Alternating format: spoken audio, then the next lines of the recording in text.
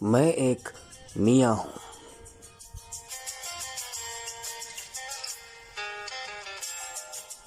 میں ایک میاں ہوں، مطیع و فرمان بردار۔ اپنی بیوی روشن آرا کو اپنی زندگی کی ہر ایک بات سے آگاہ رکھنا اصول زندگی سمجھتا ہوں اور ہمیشہ سے اس پر کاربن رہا ہوں۔ خدا میرا انجام بخیر کرے۔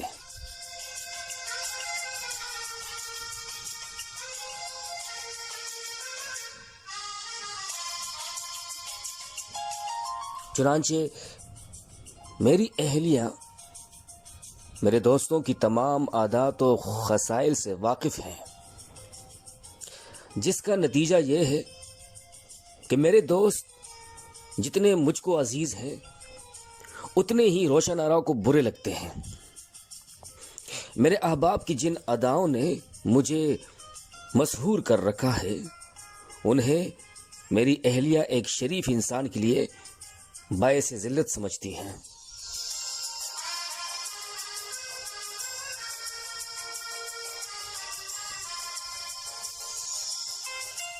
آپ کہیں یہ نہ سمجھ لیں کہ خدا نہ خواستہ وہ کوئی ایسے آدمی ہے جن کا ذکر کسی معزز مجمع میں نہ کیا جا سکے۔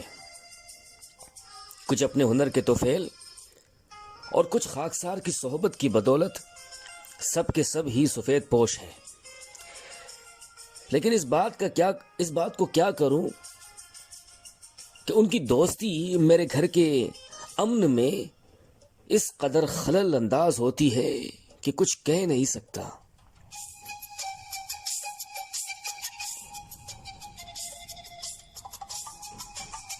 مثلا مرزا صاحب ہی کو لیجئے، اچھے خاصے اور بھلے آدمی ہیں، گو محکمہ جنگلات میں ایک معقول عہدے پر ممتاز ہیں، لیکن شکل و صورت ایسی پاکیزہ پائی ہے کہ امام مسجد معلوم ہوتے ہیں۔ جوا وہ نہیں کھیلتے، گلی ڈنڈے کا ان کو شوق نہیں، جیب کترتے ہوئے کبھی وہ نہیں پکڑے گئے، البتہ کبوتر پال رکھے ہیں، انہی سے جی بہلاتے ہیں۔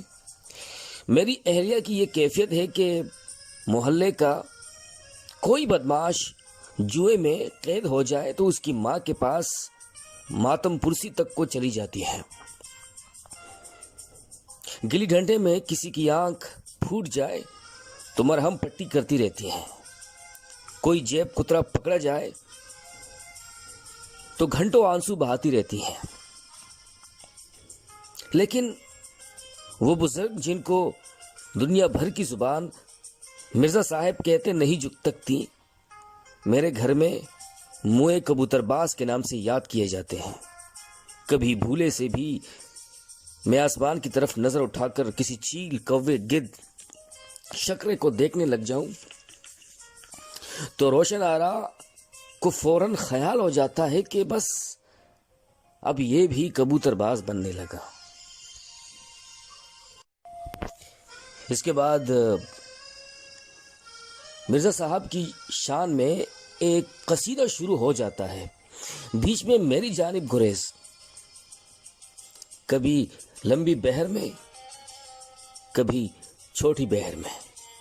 ایک دن جب یہ واقعہ پیش آیا تو میں نے مصمم ارادہ کر لیا کہ اس کمبخت کو کبھی پاس نہ پٹھکنے دوں گا۔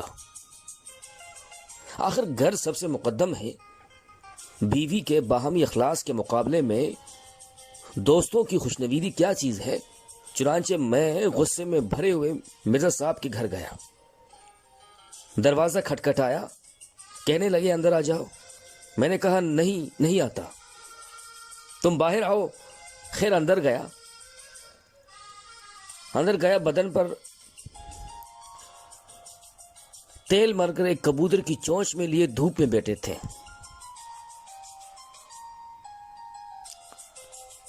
کہنے لگے بیٹھ جاؤ۔ میں نے کہا بیٹھوں گا نہیں۔ آخر بیٹھ گیا۔ معلوم ہوتا ہے میرے تیور کچھ بگڑے ہوئے تھے۔ مرزا بولے، کیوں بھائی، خیر باشد؟ میں نے کہا کچھ نہیں۔ کہنے لگے، اس وقت کیسے آنا ہوا؟ اب میرے دل میں فکرے کھولنے شروع ہوئے۔ پہلے ارادہ کیا کہ ایک دم ہی سب کچھ کہہ ڈالوں اور چل دوں، پھر سوچا کہ مذاق سمجھے گا، اس لیے کسی ڈھنگ سے بات شروع کروں، لیکن سمجھ میں نہیں آیا کہ پہلے کیا کہیں۔ آخر میں نے کہہ دیا، دیکھو بھائی مرزا، کبوتر بہت مہنگے ہوتے ہیں،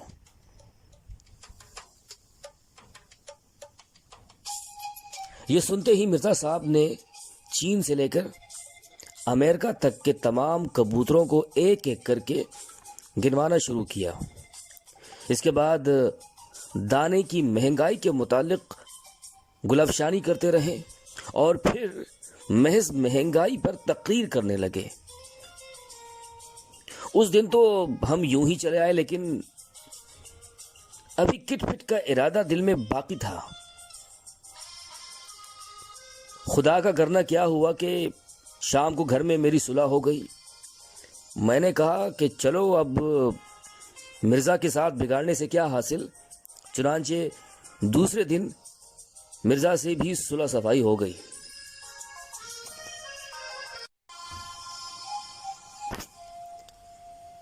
لیکن میری زندگی تلخ کرنے کے لیے ایک نہ ایک دوست ہمیشہ کارآمد ہوتا ہے۔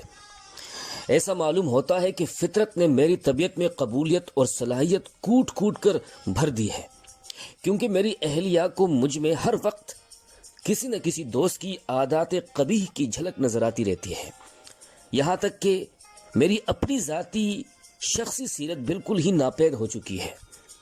شادی سے پہلے میں کبھی کبھی 10 بجے اٹھا کرتا تھا، ورنہ 11 بجے۔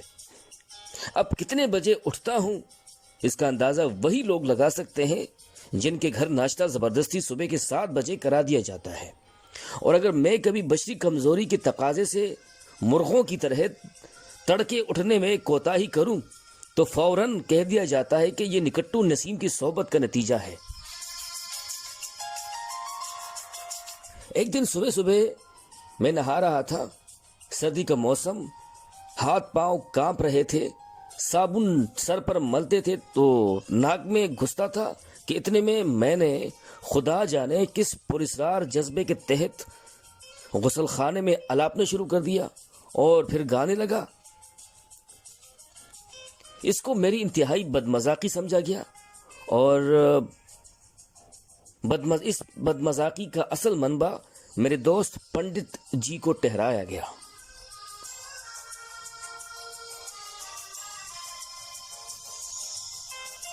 لیکن حال ہی میں مجھ پر ایک ایسا سانحہ گزرا ہے کہ میں نے تمام دوستوں کو ترک کر دینے کی قسم کھا لی ہے۔ 3-4 دن کا ذکر ہے کہ صبح کے وقت روشن آرا نے مجھ سے میکے جانے کے لیے اجازت مانگی۔ جب سے ہماری شادی ہوئی ہے روشن آرا صرف 2 دفعہ میکے گئی ہے، اور پھر اس نے کچھ اس سادگی اور عجز سے کہا کہ میں انکار نہ کر سکا۔ کہنے لگی، تو پھر میں 1:30 بجے کی گاڑی سے چلی جاؤں؟ میں نے کہا اور کیا۔ وہ جھٹ تیاری میں مشغول ہو گئی اور میرے دماغ میں آزادی کے خیالات چکر لگانے شروع کیے۔ یعنی اب بے شک دوست آئیں، بے شک اودھم مچائے، بے شک گاؤں، بے شک کچھ بھی کروں، بے شک جب چاہوں اٹھوں، بے شک تھیٹر جاؤں۔ میں نے کہا روشن آرا جلدی کرو نہیں تو گاڑی چھوٹ جائے گی۔ ساتھ اسٹیشن پر گیا، جب گاڑی میں سوار کرا چکا تو کہنے لگی، خط ضرور لکھتے رہیے۔ میں نے کہا ہر روز، اور تم بھی کھانا وقت پہ کھا لیجئے گا، اور ہاں دھلی ہوئی جرابیں اور رومال الماری کے نچلے خانے میں پڑے ہیں۔ اس کے بعد ہم دونوں خاموش ہو گئے اور ایک دوسرے کے چہرے کو دیکھتے رہے۔ اس کی آنکھوں میں آنسو بھر آئے، میرا دل بھی بے تاب ہونے لگا، اور جب گاڑی روانہ ہوئی تو میں دیر تک مبہوت پلیٹ فارم پر کھڑا رہا۔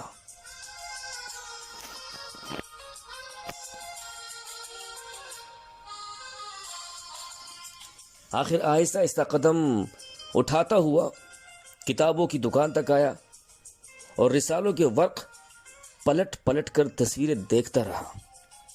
ایک اخبار خریدا، طے کر کے جیب میں ڈالا اور عادت کے مطابق گھر کا ارادہ کیا۔ پھر خیال آیا کہ اب گھر جانا ضروری نہیں رہا، اب جہاں چاہوں جاؤں، چاہوں تو گھنٹوں اسٹیشن پر ہی ٹہلتا رہوں۔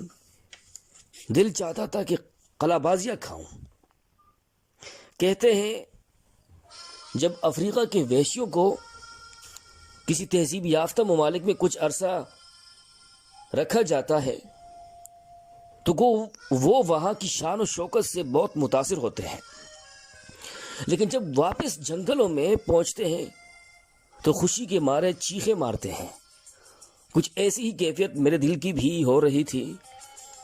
بھاگتا ہوا اسٹیشن سے آزادانہ باہر نکلا، آزادی کے لہجے میں تانگے والے کو بلایا اور کود کر تانگے میں سوار ہو گیا۔ سگریٹ سلگایا، ٹانگیں سیٹ پر پھیلا دی اور کلب کو روانہ ہو گیا۔ رستے میں ایک بہت ضروری کام یاد آیا۔ تانگا موڑ کر گھر کی طرف پلٹا، باہر ہی سے نوکر کو آواز دی، امجد، حضور دیکھو حجام کو جا کے کہہ دو کہ کل 11 بجے آئے۔ بہت اچھا، 11 بجے ٹھیک ہے نا، سن لیا نا، کہیں روز کی طرح پھر 6 بجے وارد نہ ہو جائے کہیں۔ بہت اچھا حضور، اور اگر 11 بجے سے پہلے آئے تو دھکے دے کر باہر نکال دو۔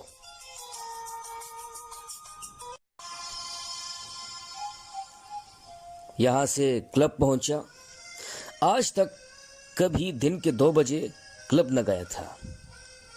اندر داخل ہوا تو سنسان، آدمی کا نام و نشان تک نہیں، سب کمرے دیکھ ڈالے۔ بلیئرڈ کا کمرہ خالی، شطرنج کا کمرہ خالی، صرف کھانے کے کمرے میں ایک ملازم چھریا تیز کر رہا تھا۔ اسے پوچھا کہ کیوں بے آج کوئی نہیں آیا؟ کہنے لگا، حضور آپ جانتے ہیں اس وقت بھلا کون آتا ہے؟ بہت مایوس ہوا، باہر نکل کر سوچنے لگا کہ اب کیا کروں، اور کچھ نہ سوجا تو وہاں سے مرزا صاحب کے گھر پہنچا۔ معلوم ہوا کہ ابھی دفتر سے واپس نہیں آئے۔ دفتر پہنچا، دیکھ کر بہت حیران ہوئے۔ میں نے سب حال بیان کیا۔ کہنے لگے، تم باہر کمرے میں ٹھہرو، تھوڑا سا کام رہ گیا ہے، بس ابھی بھگتا کے تمہارے ساتھ چلتا ہوں۔ شام کا پروگرام ہے کیا؟ میں نے کہا جی تھیٹر۔ کہنے لگے بس بہت ٹھیک ہے، تم باہر بیٹھو، میں ابھی آیا۔ باہر کمرے میں ایک چھوٹی سی کرسی پڑی تھی، اس پر بیٹھ کر انتظار کرنے لگا اور جیب سے اخبار نکال کر پڑھنا شروع کر دیا۔ شروع سے آخر تک سب پڑھ ڈالا اور ابھی 4 بجنے میں 1 گھنٹہ باقی تھا۔ پھر سے پڑھنا شروع کر دیا، سب اشتہار پڑھ ڈالے اور پھر سب اشتہاروں کو دوبارہ پڑھ ڈالا۔ آخرکار اخبار پھینک کر بغیر کسی تکلف یا لحاظ کے جمائیاں لینے لگا، جمائی پہ جمائی، جمائی پہ جمائی، حتیٰ کہ جبڑوں میں درد ہونے لگا۔ اس کے بعد ٹانگیں ہلانا شروع کیا، لیکن اس سے بھی تھک گیا۔ پھر میز پر طبلے کی گتے بجاتا رہا۔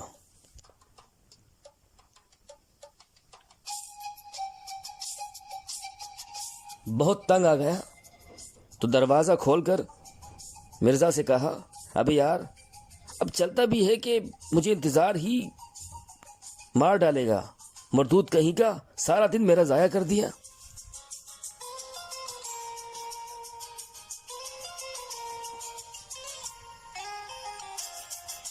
وہاں سے اٹھ کر مرزا کے گھر گئے. شام بڑے لطف میں کٹی. کھانا کلب میں کھایا اور وہاں سے دوستوں کو ساتھ لیے تھیٹر گئے. رات کے 2:30 بجے گھر لوٹے. سرہانے پر سر رکھا ہی تھا کہ نیند نے بے ہوش کر دیا. صبح آنکھ کھلی تو کمرے میں دھوپ لہریں مار رہی تھی. گھڑی کو دیکھا تو 11:15 بجے تھے. ہاتھ بڑھا کر میز پر سے ایک سگریٹ اٹھایا اور سلگا کر تشتری میں رکھ دیا اور پھر اونگنے لگا. 11 بجے امجد کمرے میں داخل ہوا. کہنے لگا حضور حجام آیا ہے. میں نے کہا یہی بلا لاؤ. یہ عیش مدت کے بعد نصیب ہوا ہے کہ بستر میں لیٹے لیٹے حجامت بنوا لے. اطمینان سے اٹھا اور نہا دھو کر باہر جانے کے لیے تیار ہوا. لیکن طبیعت میں وہ شگفتگی نہ تھی جس کی امید لگائے بیٹھا تھا. چلتے وقت الماری سے رومال نکالا تو خدا جانے کیا خیال دل میں آیا. وہی کرسی پر بیٹھ گیا اور سودائیوں کی طرح اس رومال کو دیکھتا رہا. الماری کا ایک خانہ کھولا تو سرمئی رنگ کا ایک ریشمی دوپٹہ نظر آیا. باہر نکالا. ہلکی ہلکی عطر کی خوشبو آ رہی تھی. بہت دیر تک اس پر ہاتھ پھیرتا رہا. دل بھر آیا. گھر سونا معلوم ہونے لگا. بہت اپنے آپ کو سنبھالا لیکن آنسو ٹپک ہی پڑے.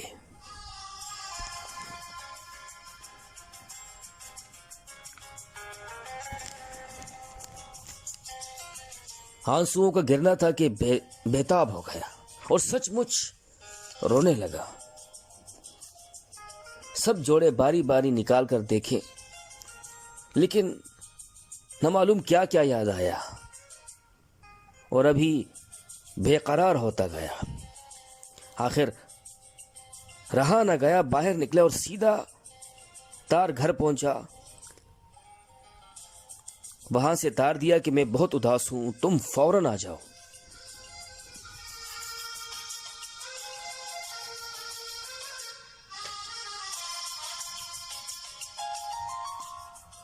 تار دینے کے بعد دل کو کچھ اطمینان ہوا. یقین تھا کہ روشن آرا اب جس قدر جلد ہو سکے آ جائے گی.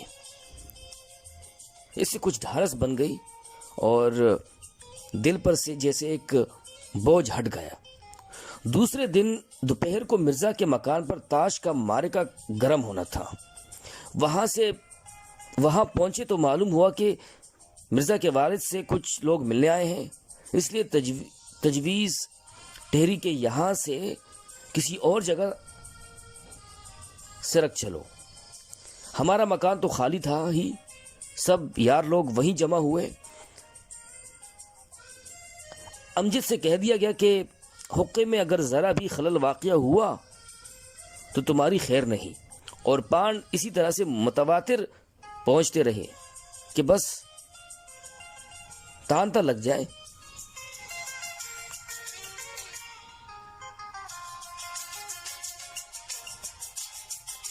اب اس کے بعد واقعات کچھ اچھی طرح مرد حضرات ہی سمجھ سکتے ہیں.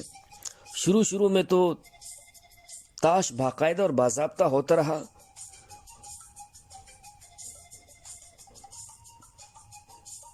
جو کھیل بھی کھیلا گیا بہت معقول طریقے سے, قواعد و ضوابط کے مطابق اور متانت و سنجیدگی کے ساتھ. لیکن 1-2 گھنٹے کے بعد کچھ خوش طبعی شروع ہوئی. یار لوگوں نے ایک دوسرے کے پتے دیکھنے شروع کر دیے. یہ حالت تھی کہ آنکھ بچی نہیں اور ایک آدھ کام کا پتہ اڑا نہیں اور ساتھ ہی قیقے اڑنے لگے. 3 گھنٹے کے بعد یہ حالت تھی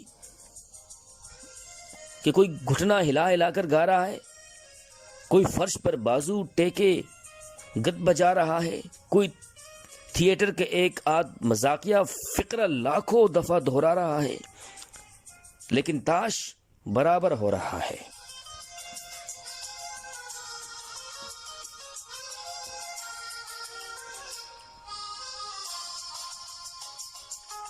تھوڑی دیر کے بعد دول دھپا شروع ہوا۔ اس خوش فعلوں کے دوران میں ایک مسخرے نے ایک ایسا کھیل تجویز کر دیا جس کے آخر میں ایک آدمی بادشاہ بن جاتا ہے، دوسرا وزیر، تیسرا کوتوال، اور جو سب سے ہار جاتا ہے وہ چور۔ سب نے کہا واہ واہ کیا بات کہی ہے۔ ایک بولا پھر آج جو چور بنا اس کی شامت آئے گی۔ دوسرے نے کہا اور نہیں تو کیا، بھلا کوئی ایسا ویسا کھیل ہے؟ سلطنتوں کے معاملے ہیں، سلطنتوں کے۔ کھیل شروع ہوا، بدقسمتی سے ہم چور بن گئے۔ طرح طرح کی سزائیں تجویز ہونے لگیں۔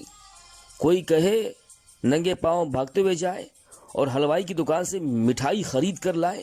کوئی کہے نہیں حضور، سب کے پاؤں پڑے اور ہر ایک سے 2 چانٹے کھائے۔ دوسرے نے کہا نہیں صاحب، ایک پاؤں پر کھڑا ہو کر ہمارے سامنے ناچے۔ آخر میں بادشاہ سلامت بولے ہم حکم دیتے ہیں کہ چور کو کاغذ کے ایک لمبوتری نوک دار ٹوپی پہنائی جائے اور اس کے چہرے پر سیاہی مل دی جائے اور یہ اس حالت میں جا کر اندر سے حقوق کی چلم بھر کے لائے۔ سب نے کہا کیا دماغ پائے حضور نے، کیا سزا تجویز کی ہے، واہ واہ۔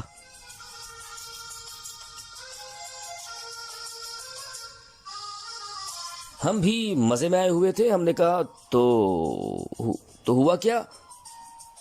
آج ہم ہیں، کل کسی اور کی باری آ جائے گی۔ نہایت خندہ پیشانی سے اپنے چہرے کو پیش کیا، ہنس ہنس کر وہ بےہودہ سی ٹوپی پہنی، ایک شان استغنا کے ساتھ چلم اٹھائی اور زنانے کا دروازہ کھول کر باورچی خانے کو چل دیا اور ہمارے پیچھے کمرہ قہقہوں سے گونج رہا تھا۔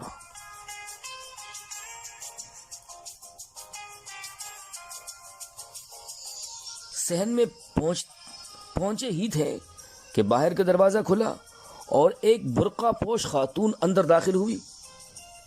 منہ سے برقع الٹا تو روشن آ رہا،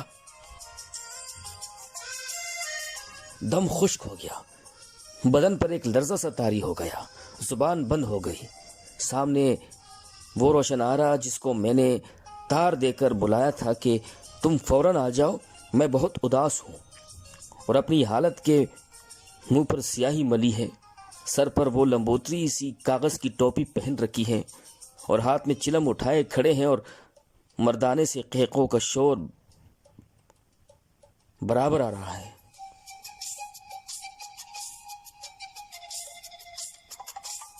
روح منجمد ہو گئی اور تمام حواس جواب دینے لگے اور روشن آرا کچھ دیر تو چپکی کھڑی دیکھتی رہی اور پھر کہنے لگی، لیکن میں کیا بتاؤں کہ کیا کہنے لگی۔ اس کی آواز تو میرے کانوں تک جیسے بے ہوشی کے عالم میں پہنچ رہی تھی۔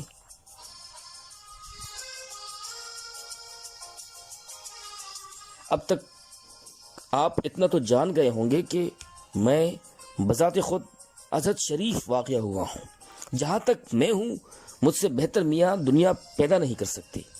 میری سسرال میں سب کی یہی رائے ہے اور میرا اپنا ایمان بھی یہی ہے کہ لیکن ان دوستوں نے مجھے رسوا کر دیا، اس لیے میں نے مصمم ارادہ کر لیا ہے کہ اب یا گھر میں رہوں گا یا کام پر جایا کروں گا، نہ کسی سے ملوں گا اور نہ کسی کو اپنے گھر آنے دوں گا سوائے ڈاکیے یا حجام کے، اور ان سے بھی نہایت مختصر باتیں کیا کروں گا۔